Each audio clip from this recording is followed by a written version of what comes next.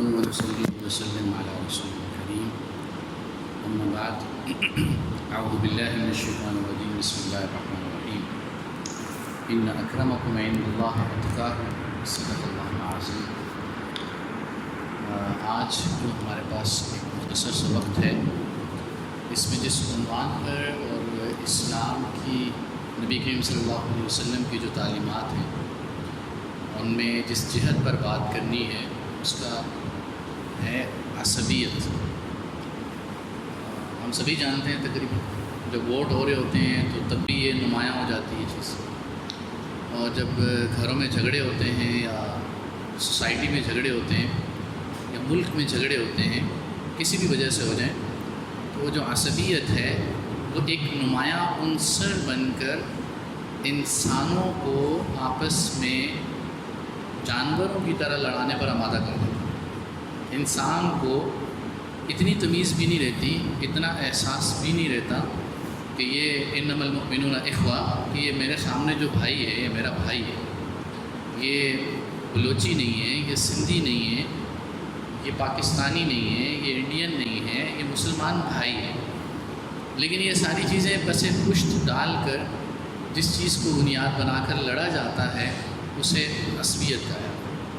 اب اسی سے متعلق بجائے اس کے کہ میں اپنی ادھر ادھر کے نظریات ادھر ادھر کی چیزیں ذکر کروں، ہمارا قرآن اللہ سبحانہ و تعالیٰ کی عطا کردہ کتاب اور نبی مکرم صلی اللہ علیہ وسلم کی تعلیمات ہمارے لیے کافی شافی ہیں۔ تو اس سلسلے میں کچھ آیات انشاءاللہ سبحانہ و تعالیٰ اور کچھ احادیث اور ان احادیث پر مبنی نبی کریم صلی اللہ علیہ وسلم کی زندگی میں جو ان کے چہیتے صحابہ تھے جن سے وہ پیار کرتے تھے اور نبی کریم صلی اللہ علیہ وسلم سے وہ پیار کیا کرتے تھے، تو ان کی زندگی کے کچھ نمونے کچھ مثالیں آپ کے سامنے اس مختصر وقت میں رکھنے کی کوشش کروں۔ عصبیت کو عربی میں کہتے ہیں مناصرۃ من یہمک امرہ فی حق و باطل، کہ کسی کی مدد کرنا کسی بھی معاملے میں، چاہے وہ حق پر ہے یا باطل پر ہے، بس تمہیں اس سے مدد کرنا، اس سے لگاؤ ہے۔ وہ لگاؤ کی وجہ قوم بھی ہو سکتی ہے، وہ لگاؤ کی وجہ قبیلہ بھی ہو سکتی ہے، وہ لگاؤ کی وجہ نسب بھی ہو سکتا ہے، خاندان بھی ہو سکتا ہے، کوئی بھی وجہ ہو سکتی ہے۔ حق و باطل، صحیح اور غلط کی تمیز کیے بغیر بس اس کے ساتھ کھڑے ہونا ہے۔ وہ حق پر ہے تب بھی، باطل پر ہے تب بھی، جائز پر ہے تب بھی، ناجائز پر ہے تب بھی، اس کے ساتھ میں نے کھڑے ہونا ہے۔ اس کو عصبیت کہتے ہیں۔ اللہ سبحانہ و تعالیٰ نے قرآن کریم کے اندر مختلف مواقع پر اس کی جڑوں کو کاٹا ہے۔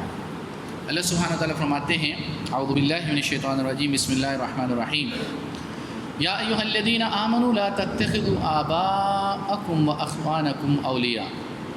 اے ایمان والو، ہم سب سے اللہ مخاطب ہو کے کہہ رہے ہیں ایمان والو، نہ بنا لو تم اپنے والدین کو، اپنے آباء و اجداد کو، اور نہ ہی اپنے بھائیوں کو اولیاء دوست۔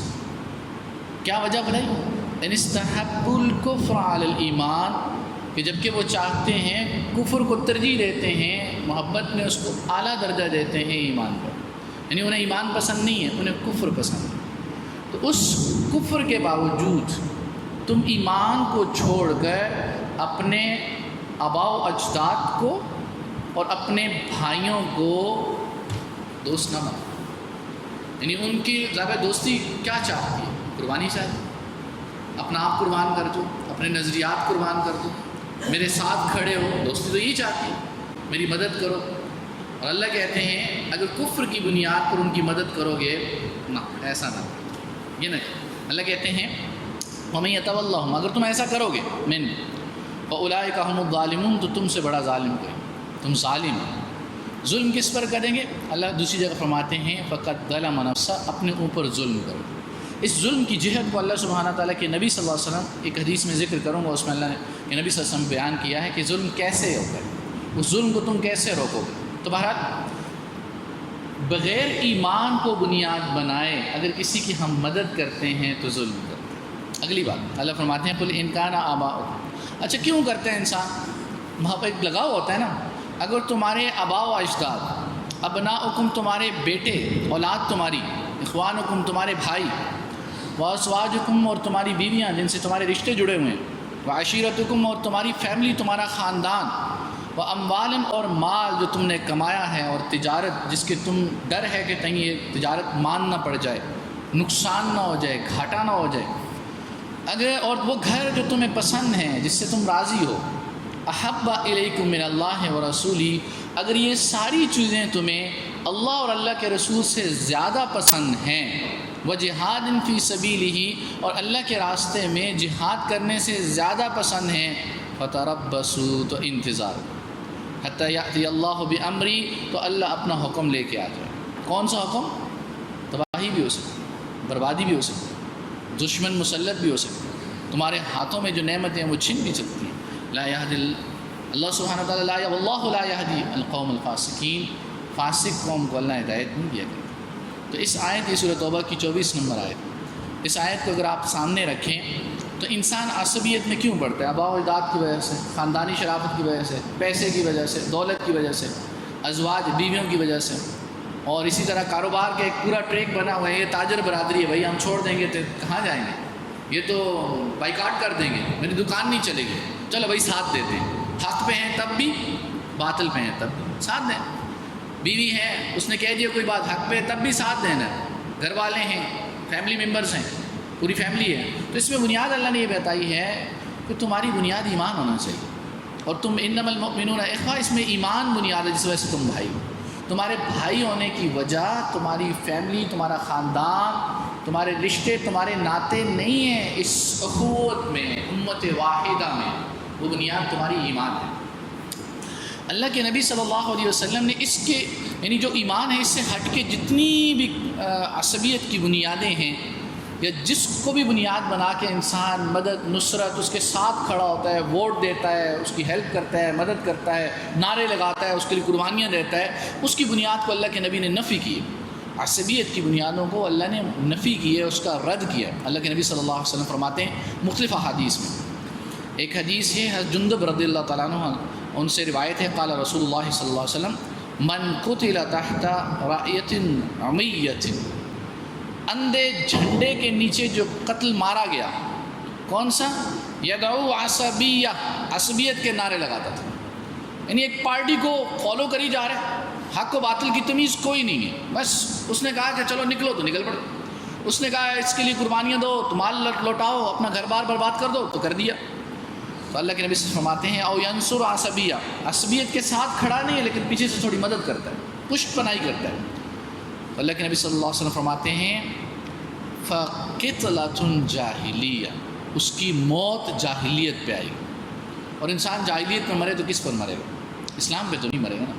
اللہ کے نبی صلی اللہ علیہ وسلم فرماتے ہیں ایک اور حدیث، یہ حدیث صحیح مسلم کی حدیث ہے جو میں نے سنا، اگلی جو میں حدیث سنانے جا رہا ہوں یہ مسلم میں بھی ہے، اور اسی طرح امام احمد رحمۃ اللہ علیہ انہوں نے بھی اس کو روایت کیا ہے اپنی مسلم امام احمد میں۔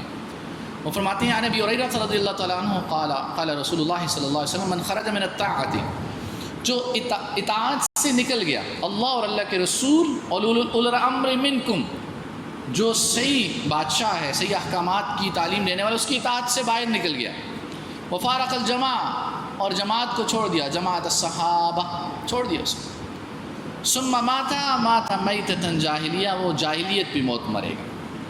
ومن قتل تحت رایۃ عمیہ یغضب للعصبیہ ویقاتل للعصبیہ، جو اندھے جھنڈے کے نیچے عصبیت کی خاطر لڑتا ہے، عصبیت کی وجہ سے اس کو غصہ آتا ہے، تو فلیس من امتی، وہ میری امت میں سے، کیونکہ اس امت کی بنیاد اللہ اور اللہ کے رسول کی اطاعت ہے۔ اللہ اور اللہ کے رسول کی اطاعت کو ایک اور نام دیا جائے تو کیا ہے؟ تقویٰ ہے۔ اس سے متعلق میں ایک آیت آخر میں سنا ہوگا مجھے، کہتا ہوں لیس من امتی، وہ میری امت میں سے نہیں ہے، اور صحیح حدیث ہے۔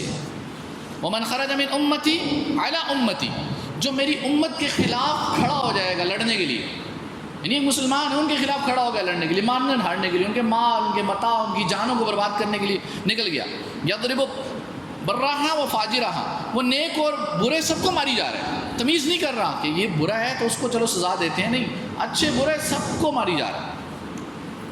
لا یتحاشى من مؤمنها، ڈرتا نہیں ہے مومن سے، مومن کو کہاں مارتے ہیں؟ مومن کا قتل کرنا کعبہ کعبہ کو گرانے سے زیادہ جو ہے برا ہے۔ ولا یفی بذی عہدها، اور نہ جن کے ساتھ عہد و پیمان ہے، ایگریمنٹ، اس کا بھی خیال نہیں رکھتا، بس لڑی جا رہا صرف عصبیت کی بنیاد سے۔ اللہ کے نبی فرماتے ہیں فلیس منی، وہ ہم میں سے نہیں، وہ ہمارا نہیں، وہ کسی اور کا ہوگا، ہمارا نہیں۔ اگر خود سوچیں آپ امی سے بہت زیادہ پیار کرتے ہیں اور امی کہ یہ میرا بیٹا نہیں ہے، حالانکہ بیٹا تو ہے لیکن کہہ رہے ہیں تمہاری حرکتیں میرے بیٹے والی نہیں ہیں، کتنا دکھ ہوتا ہے۔ میری ماں نے کہا میرا بیٹا نہیں ہے اور بچے تو رونے شروع ہو جاتے ہیں، امی نے کہا میں اس کا بیٹا نہیں ہوں، وہ سینسٹیو ہوتے ہیں۔ جب بچے بڑے ہوتے ہیں تھوڑے سے ڈھیڑ بن جاتے ہیں پھر ان کو پرواہ بھی نہیں ہوتی، ماں کچھ بھی کہتے ہیں کیونکہ وہ تعلق نہیں رہتا۔ لیکن ہمارا تو نبی کریم صلی اللہ علیہ وسلم کے ساتھ ایسا تعلق تھوڑی ہے۔ اگر اللہ کے نبی صلی اللہ علیہ وسلم ہم سے کہیں تم ہم میں سے نہیں ہو، تم میرے نہیں ہو، کہاں جائیں گے بھائی؟ دنیا میں تو نہیں رہنا نا، ہم نے تو ایک امتحان، ایک ٹریل سے گزرنا ہے، جائیں تو اسی نبی کے پاس، وہی حوض کوثر پہ کھڑے ہوں گے بھائی، شفاعت ان کی چلنی ہے۔ اور آخر میں جب سبھی قسمہ پرسی کے عالم میں ہوں گے اور قیامت کا جو منظر ہوگا، کون ہوگا جو اللہ کے سامنے کہے گا کہ اللہ حساب کتاب شروع کریں، بڑی پریشانی میں ہیں امتیں پریشانی، وہ آپ کے ہمارے نبی ہوں۔ اور اللہ کے نبی ہم سے اگر کہہ دیں تم میرے نہیں ہو تو پھر کہاں جائیں گے؟ نہ دنیا میں ہمارے لیے کوئی جگہ، نہ آخرت میں کوئی ٹھکانہ۔ تو اللہ کے نبی کے الفاظ ہیں، اللہ کہتے ہیں لیس منی، وہ مجھ سے نہیں، ہمارا نہیں ہو۔ اللہ کے نبی صلی اللہ علیہ وسلم ایک اور حدیث عن جبیر ابن مطعم ان رسول اللہ صلی اللہ علیہ وسلم قال لیس منا من دعا الی عصبیہ، جو عصبیت کی پکارتا ہے، جو عصبیت کے نعرے لگاتا ہے اور اس کی طرف دعوت دیتا ہے، وہ ہم میں سے نہیں ہے۔ لیس منا من قاتل علی عصبیہ، جو عصبیت کی بنیاد پر لڑتا ہے وہ ہم میں سے نہیں ہے۔ ولیس منا من مات علی عصبیہ، جو عصبیت پر مرے گا وہ ہم میں سے نہیں ہے۔ یہ صحیح حدیث ہے، سنن ابی داؤد میں یہ روایت کی۔ اچھا، ایک واقعہ کہ حضرت مہاجرین اور صحابہ کا آپس میں لڑائی ہوئی، جیسے ہمارے یہاں اس طرح کے واقعات ہوتے ہیں، تو اس کا مطلب یہ واقعہ اس وقت کا ہے کہ جب مدینہ میں آپ صلی اللہ علیہ وسلم منتقل ہجرت کر کے جا چکے تھے، مہاجرین بھی تھے اور انصار بھی تھے۔ مہاجرین ان صحابہ کو کہتے ہیں جو ہجرت کر کے مکہ سے مدینہ آئے تھے، اور انصار ان صحابہ کو کہتے ہیں جنہوں نے نصرت کی تھی ان بھائیوں کی جو مدینے سے ہجرت، مکہ سے ہجرت کر کے مدینہ آئے تھے۔ تو ایسا ایک واقعہ ہوا کہ ایک صحابی نے، صحابہ تھے ظاہر بات ہے، اور جوان جیسے آج کل کے جوان ہیں، جوانوں کا خون اس وقت بھی جوانوں کا خون کھولا کرتا تھا، تو ایک نے دوسرے کے ہپس پر، جن پہ ہم بیٹھتے ہیں مقعد پر، ہپس پر ایسے تھپکی لگا دی۔ قصع کا ورڈ یوز کیا آپ صلی اللہ علیہ وسلم کی اس حدیث میں، ایسے لگا دی۔ تو اس نے کہا یا المہاجرین، اور اے مہاجرو۔ ادھر سے جب پتہ چلا تو انصاری بھی کھڑے، صحابہ اکٹھے ہو گئے، تو ادھر سے انصار نے کہا یا الانصار، ارے انصار آ جاؤ۔ اب اللہ کے نبی صلی اللہ علیہ وسلم کو حدیث میں الفاظ آتے ہیں سمع، سنا دیا اللہ کے نبی کو اللہ سبحانہ و تعالیٰ، یعنی یہ جملہ ان کا اللہ کے نبی تک پہنچا دیا، سن لیا، ان کو سنائی دے دیا کہ ادھر مہاجرین کہہ رہے ہیں کہ آؤ مہاجرو، ادھر انصار کہہ رہے ہیں آؤ انصار۔ اللہ کے نبی صلی اللہ علیہ وسلم فرمایا دعوها فإنها منتن، ارے یہ بدبودار کلمہ چھوڑ دو، یہ بدبودار نعرہ ہے، اس سے عصبیت کی بدبو آتی ہے، اس سے جاہلیت کی بدبو آتی ہے، یہ جاہلیت کے دور کے نعرے ہیں، مسلمانوں والے نعرے تھوڑی ہیں۔ تم تو دونوں بھائی بھائی ہو۔ اللہ کے نبی نے پہلا کام جو مدینہ کے اندر کیا تھا، بھائیوں کے درمیان مواخات کی تھی، ادھر زید کو حمزہ کا بھائی بنا دی، اور وہ آپ اگر آگے کہیں میں آگے آپ کو دکھاؤں گا کہ وہ لوگ جو عرب تھے ہی نہیں، جن کی لوگ عرب عزت نہیں کیا کرتے تھے زبان کی بنیاد پر، فارس کے تھے، کوئی حبشہ کے تھے، کوئی کہاں کے تھے، اللہ کے نبی نے کیسے ان کو سینے سے لگایا، ان واقعات کو انشاءاللہ تاریخ سے اور حدیث سے آپ کے سامنے مختصر میں رکھوں گا۔ تو خیر اللہ کے نبی صلی اللہ علیہ وسلم نے اس موقع پر فرمایا دعوها فإنها منتمہ، فإنها دعوى الجاہلیہ، یہ جاہلیت کے نعرے ہیں۔ اور آج اگر دیکھیں ہمارے یہاں معاشرے میں کیا ہوتا ہے، آ جاؤ بھائی اس پارٹی والے، آ جاؤ بھائی اس پارٹی والے، اور پارٹی کی بنیاد پر پھر لڑتے ہیں، پھر قبیلے کی بنیاد پر لڑتے ہیں، نسب کی بنیاد پر لڑتے ہیں، جگہ کی بنیاد پر لڑتے ہیں، صوبوں کی بنیاد پر لڑتے ہیں، قوموں کی بنیاد پر لڑتے ہیں، ملکوں کی بنیاد پر لڑتے ہیں۔ یہ لڑائی کیا ہے؟ اللہ کے نبی کہتے ہیں فلیس منی، ہم میں سے نہیں ہے۔ یہ بدبودار نعرے لگاتے ہیں، اور آپ خود سوچیں جو بدبودار نعروں کو فالو کریں گے، جو بدبودار نعروں کی پیروی کریں گے، تو ان کی زندگی میں تعفن نہیں آئے گا، ان کی زندگی میں برائی نہیں آئے گی، ان کی زندگی میں نوست نہیں آئے گی، یقیناً آئے گی۔ کیونکہ اللہ کے نبی جب صلی اللہ علیہ وسلم کہہ رہے ہیں کہ یہ بدبودار نعرہ ہے تو بدبو تو پھیلائے، اور جب بدبو پھیلتی ہے تو جن کی طبیعت سلیم ہوتی ہے، جن کی طبیعت فطرت پر ہوتی ہے، بگڑی نہیں ہوتی، ان کو گھینا آتا ہے، یار کیا باتیں کری جائے، ان کو فیملی میں بھی اس طرح کے نعروں سے گھینا آتی ہے، برے لگتے ہیں، ان کو معاشرے میں بھی اس طرح کے نعروں سے برے لگتے ہیں، برے محسوس ہوتے ہیں۔ لیکن آج ہمارے معاشرے میں یہ نعرے برے کیوں نہیں لگتے؟ ان سے گھن کیوں نہیں آتی؟ ہمیں یہ برے محسوس کیوں نہیں ہوتے؟ فطرت بگاڑ کر رکھتے۔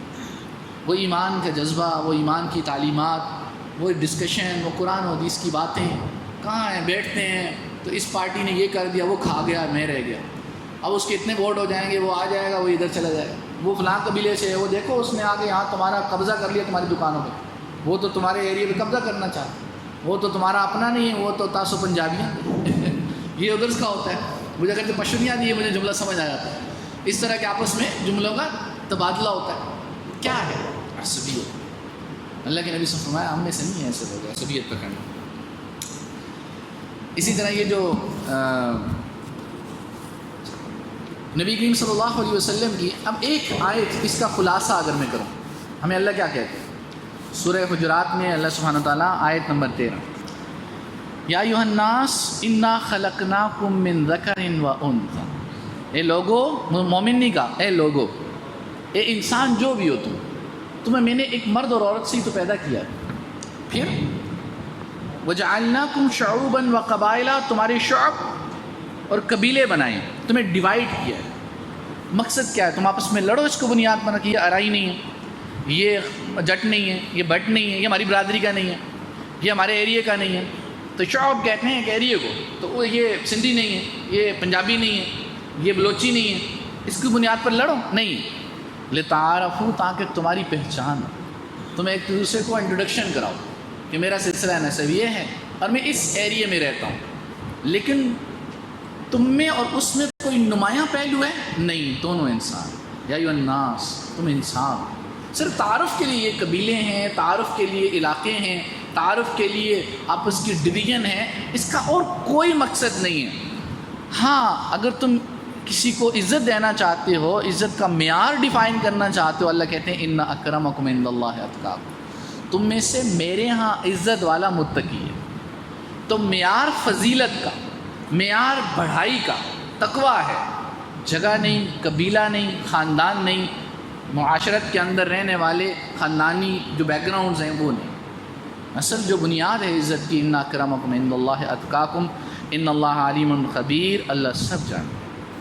اب آ جائیں کچھ ہسٹری، تاریخ کے جو اتھینٹک واقعات ہیں، مثلا سیرت نبویہ ہے، ابن ہشام کی ہیں، سرور سیرت کی بڑی کتابیں ہیں، تو ان میں سے اکا دکا واقعات سلمان فارسی کے، صہیب رومی کے، بلال حبشی کے، ان میں سے صرف ایک ہلکا سا آپ کو بتا رہا ہوں کہ یہ ہمارے نبی کریم صلی اللہ علیہ وسلم کے صحابہ تھے جو آپس میں یوں پیش آیا کرتے تھے، ان کی اصلاح کی تھی نبی کریم صلی اللہ علیہ وسلم۔ غلطیاں انسانوں سے ہوتی ہیں، ان سے بھی ہوئی، اللہ کے نبی نے اصلاح کی، لیکن اصلاح کے بعد ان کا کیا حال تھا؟ اب شروع میں تو مواخات تھی، یا علی المہاجرین اور یا علی الانصار کے نعرے لگتے تھے، لیکن یہی لوگ مدینے میں جب آگے چلے، اب خندق کا موقع ہے، اب اس وقت کیا کہہ رہے ہیں؟ سلمان فارسی فارسی تھے، پرشین تھے، وہاں سے ٹریول کرتے کرتے مسلمان ہو کے آگے، تو یہ عربی تو تھوڑی تھے، تو کہتے ہیں نا تم عربی نہیں ہو، تم سندھی نہیں ہو، تم بلوچی نہیں ہو، تم فلاں نہیں ہو، تم فلاں نہیں ہو، نہیں۔ صحابہ کہا کرتے تھے، انصاری صحابہ کہا کرتے تھے کہ سلمان منا، سلمان ہمارا ہے، اور مہاجر کہتے تھے سلمان منا، اور اللہ کے نبی صلی اللہ علیہ وسلم یہ الفاظ فرمایا کرتے تھے کہ سلمان منا اہل البیت، یہ سلمان ہمارے گھر کا حصہ ہے بھائی، سلمان منا، سلمان ہم میں سے۔ اور سلمان تھے کون؟ عربی تھوڑی تھے، عربوں کی ایک اپنی نعت تھی، اس کے باوجود صحابہ کی تربیت، مہاجرین کی بھی، انصار کی بھی یہ تربیت ہوئی کہ وہ سلمان کو کیا اپنے دل سے لگانے والے بن گئے۔ کیوں؟ سلمان متقی تھے، سلمان تقوی کے اعلیٰ معیار پر فائز تھے، سلمان اللہ کے نبی صلی اللہ علیہ وسلم کے چہیتے تھے، اللہ کے نبی صلی اللہ علیہ وسلم کے دوست تھے، صحابی کہتے ہیں دوست کو، ساتھ رہنے والے، تو ان کا معیار کیا تھا؟ تقویٰ تھا، اس لیے وہ کہتے ہیں سلمان ہمارے ہیں، انصار کہہ رہے ہیں ہمارے ہیں، مہاجر کہہ رہے ہیں ہمارے ہیں، اللہ کے نبی کہہ رہے ہیں ہمارے گھر والے، ہمارے گھر میں سے، اہل بیت میں سے، ان میں شمار کریں۔ ایک شاعر کہتا ہے لعمرک ما الانسان الا بدینی فلا تطر التقوى اتکالا علی النسب فقد رفع الاسلام سلمان فارسی وقد وضع الشرک الشریف ابا لہب۔ ارے انسان پہچانا جاتا ہے اپنے دین سے، فلا تترک التقوى اتکالا علی النسب، تم نسب پہ بھروسہ کر کے تقوی نہ چھوڑو۔ کیوں؟ فقد رفع الاسلام اور سلمان فارسی، اسلام نے سلمان فارسی کو بلند کر دیا، عزت دی۔ وقد وضع الشرک الشریف ابا لہب، اور شرک نے ابو لہب کو گڑھے میں ڈال دیا۔ حالانکہ شریف تھا اپنے خاندان، شرافت تھی، عزت تھی، لیکن شرک نے اٹھا کے اس کی ساری عزت ملیا مٹا کے رکھ دیا۔ اور بلال حبشی کو دیکھیں، اذان دینے کے لیے ایک اکرام والا کام تھا، کس کو منتخب کیا تھا؟ حبشہ کے بلال۔ اور جنت میں جب آہٹ سنی تو کس کی آہٹ تھی اللہ کے نبی صلی اللہ علیہ وسلم کے آگے؟ اسی بلال کی تھی رضی اللہ تعالیٰ، قربان جائیں۔ تفریق ختم کر کے اس عصبیت کی جڑیں اکھیڑ کے رکھ دی۔ اور اسی طرح اگر آپ دیکھیں صہیب رومی ہر جنگ میں شریک۔ اور مزے کی بات یہ ہے کہ اللہ کے نبی صلی اللہ علیہ وسلم اپنے قریب جو صفیں بنایا کرتے تھے صہیب رومی کو ساتھ ان صفوں میں رکھا کرتے، یہ ہمارے۔ اسی طرح اگر آپ اپنی صحابہ کی زندگی کو اگر آپ پڑھیں آپ حیران ہو جائیں گے۔ اچھا ایک واقعہ کو کہہ کے آپ پھر ایک دو آیات آپ کے سامنے کچھ تو عمر رضی کی زندگی کے ایک واقعہ ذکر کروں۔ اس سے پہلے آپ صلی اللہ علیہ وسلم کے دور میں ابو ذر رضی اللہ واقعہ، ابو ذر رضی اللہ عنہ نے ایک بندے کو ان کی ماں عربی نہیں تھی اجمی تھی، اس کی بنیاد پر عار دلائی، تمہاری ماں تو اجمی ہے۔ اس پہ آپ صلی اللہ علیہ وسلم فرمایا ابو ذر تمہارے اندر کچھ جاہلیت ہے، کچھ جاہلیت کے ابھی بھی کچھ عنصر باقی ہیں۔ وہ دن اور اس کے بعد زندگی بھر انہوں نے غلاموں کے بارے میں، کسی غلام تھے ان کے بیٹے تھے اس طرح دیا، تو وہ غلاموں کے بارے میں اتنے کانشیس ہو گئے کہ اچھی چادریں دھوتی خود پہن سکتے تھے، ادنا چادریں اپنے غلام کو دے دیتے تو پہن لیتے، ایک چادر اچھی خود پہنتے تھے ایک غلام کو پہناتے تھے، اور خود یاد دلاتے تھے کہ میرے نبی صلی اللہ علیہ وسلم نے اس پہ مجھے ڈانٹا تھا کہ ابو ذر تمہارے اندر جاہلیت کہ ابھی بھی فی کا جاہلیہ، تمہارے اندر جاہلیت یعنی اس عصبیت کی چیزیں ابھی باقی ہیں، ختم کر دی انہوں نے۔ ساری زندگی ایسا اپنایا، ہم اپنے غلاموں کے ساتھ ایسا سلوک کہاں کریں گے، کمال کر کے گئے۔ وہ کیا وجہ تھی؟ نبی مکرم صلی اللہ علیہ وسلم کی تربیت تھی۔ اس تربیت کا نتیجہ کیا نکلا؟ ساری زندگی بدل کے رکھ دی ان کی زندگی۔ حضرت نبی کریم صلی اللہ علیہ وسلم کے دور میں ایک مخزومیہ عورت تھی، عزت والی تھی، ایک احترام تھا، ایک قبیلہ تھا، اس کا بیک گراؤنڈ تھا، تو اس نے چوری کر لی۔ اب کیس آ گیا عدالت میں، اب آپ صلی اللہ علیہ وسلم فیصلہ سنانا ہے۔ آپ خود سوچیں کہ ایک بڑے قبیلے کی عورت ہے تو کیس کیسا ہونا چاہیے؟ تو جج پوری خرید لینے چاہیے۔ یہ نبی کریم صلی اللہ علیہ وسلم کا دربار ہے، انصاف کا دربار ہے، عدل کا دربار ہے، ایسا تھوڑی۔ تو صحابہ نے کہا، جو لوگ تھے آپس میں کہ بھئی اس کی سفارش کرنے کے لیے کس کو چنیں، تو انہوں نے کہا آپ صلی اللہ علیہ وسلم اسامہ سے زیادہ پیار کرتے ہیں تو اسامہ کو آگے کرو رضی اللہ تعالیٰ۔ تو اسامہ رضی اللہ گئے، جا کے آپ صلی اللہ علیہ وسلم سے کہا کہ اس طرح سفارش، تو اللہ کے نبی صلی اللہ علیہ وسلم فرمایا کہ تم اللہ کی حدود کے معاملے میں سفارش کرنے آئے ہو۔ اللہ کے نبی صلی اللہ علیہ وسلم فرمایا اگر فاطمہ بنت محمد صلی اللہ علیہ وسلم رضی اللہ تعالیٰ اگر وہ بھی ہوتی چوری کرتی تو میں اس کو بھی سزا دیتا، ارے تم میرے گھر کی میری اپنی بیٹی ہوتی تو میں اس کو بھی سزا دیتا۔ یعنی اللہ کے نبی صلی اللہ علیہ وسلم نے کسی قبیلے کی طرفداری کو قبول نہیں کہا، اپنی نسب کے اندر بھی کہا کہ میری بیٹی فاطمہ بھی ہوتی تو میں اس کو بھی سزا دیتا۔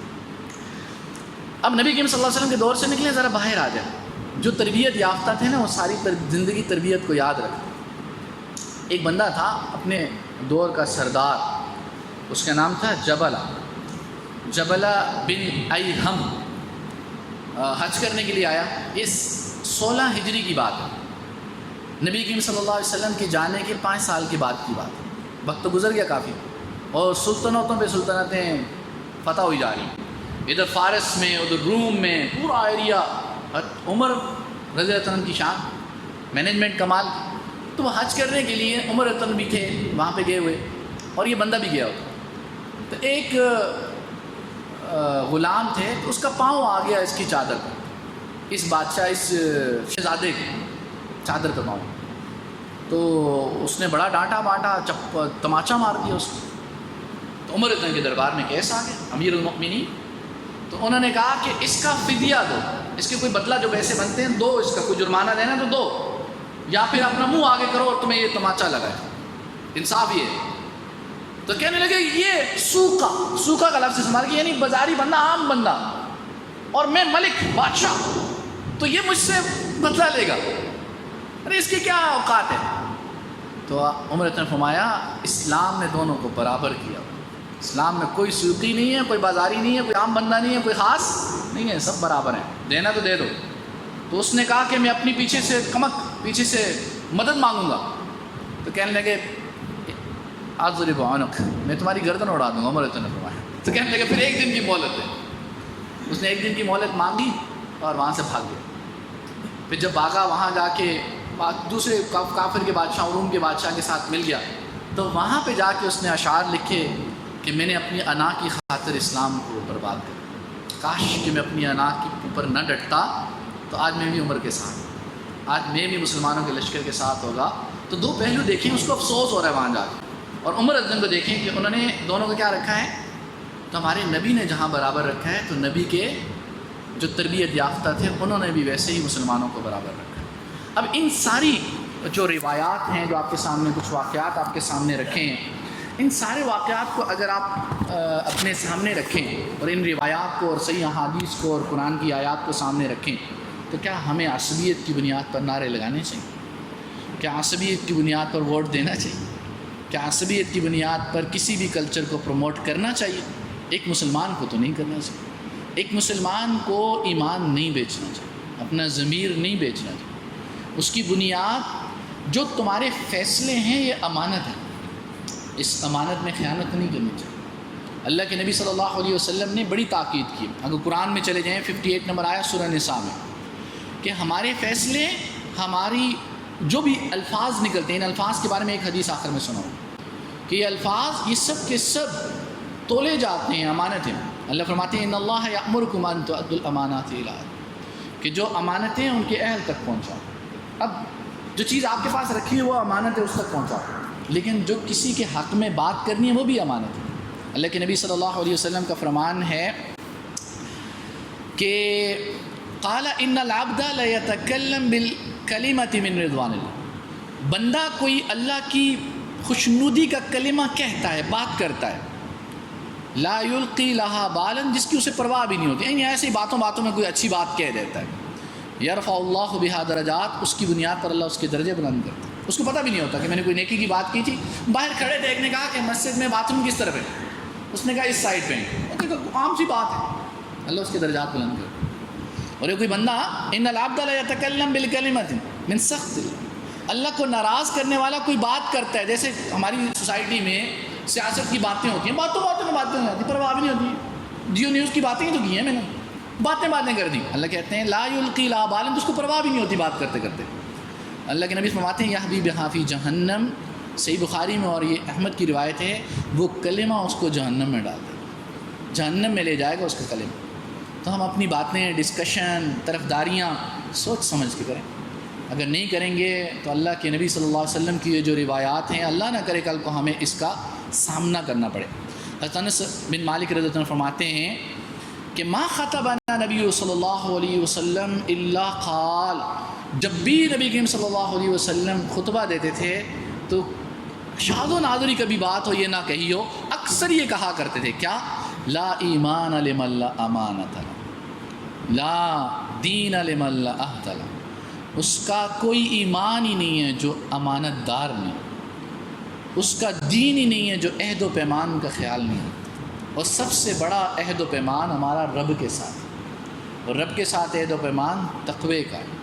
ان اکرمکم عند اللہ اتقاکم وما من کاتب الا سیبلی ویبقى الدہر ما کتبت یداہ. ارے جو بھی لکھتے ہیں نا، جو باتیں کرتے ہیں، ہم ختم ہو جائیں گے. بھئی آج یہاں بیٹھا ہے ایک بندہ بات کر رہا ہے، کل میں خاک میں ہوں گا، یہ پورے یہ سارا جسم مٹی میں مل جائے، لیکن یبقى الدہر ما کتبت یداہ، ان ہاتھوں سے جو میں نیکی کی بات لکھی ہے زمانہ بھر باقی رہے. فلا تکتب بکفک غیر شیء، ان ہاتھوں کو اس زبان سے وہ چیزیں نہ کہو نہ لکھو. یسرک، کون سی اچھی چیزیں لکھو، کیسی، یسرک فی القیامۃ ان تراہ، کہ تمہیں ایسی چیزیں لکھو جب قیامت میں تمہارے سامنے آئے تو تمہارا جی خوش کر کے رکھے. تو ہمارے کلمات، ہماری باتیں، ہمارے ڈیسیجن ہماری عصبیت کی بنیاد پر، نسل کی بنیاد پر نہیں ہونی چاہیے. اور آخری بات، نبی کریم صلی اللہ علیہ وسلم کی حدیث میں بات ختم کرتا ہوں. اللہ کے نبی صلی اللہ علیہ وسلم نے فرمایا کہ اس عصبیت کی بنیاد پر ایک ظالم ہوگا، ایک مظلوم ہوگا. تو اللہ کے نبی صلی اللہ علیہ وسلم فرمایا انصر اخاک ظالما او مظلوم، کہ تم اپنے ظالم بھائی کی مدد بھی کرو اور مظلوم کی مدد بھی، مظلوم کی مدد کرو اس ظلم سے نکالنے کے لیے. تو صحابہ نے پوچھا ظالم کی مدد کیسے کریں؟ اللہ کے نبی صلی اللہ علیہ وسلم فرمایا اس کا ہاتھ پکڑ کے اس کو ظلم سے روکو. ہمارے معاشرے میں جو یہ عصبیت کی بنیاد پر ظلم ہو رہا ہے، ہماری ذمہ داری ہے کہ ہم اس کو ہاتھ سے روکیں، نہیں تو زبان سے روکیں، نہیں تو کم از کم دل میں برا تو جانے ذالک اضعف الایمان، یہ ایمان کا سب سے کمزور ہے۔ اللہ سبحانہ و تعالیٰ عمل کرنے کی توفیق عطا فرمائے۔ سبحان ربک۔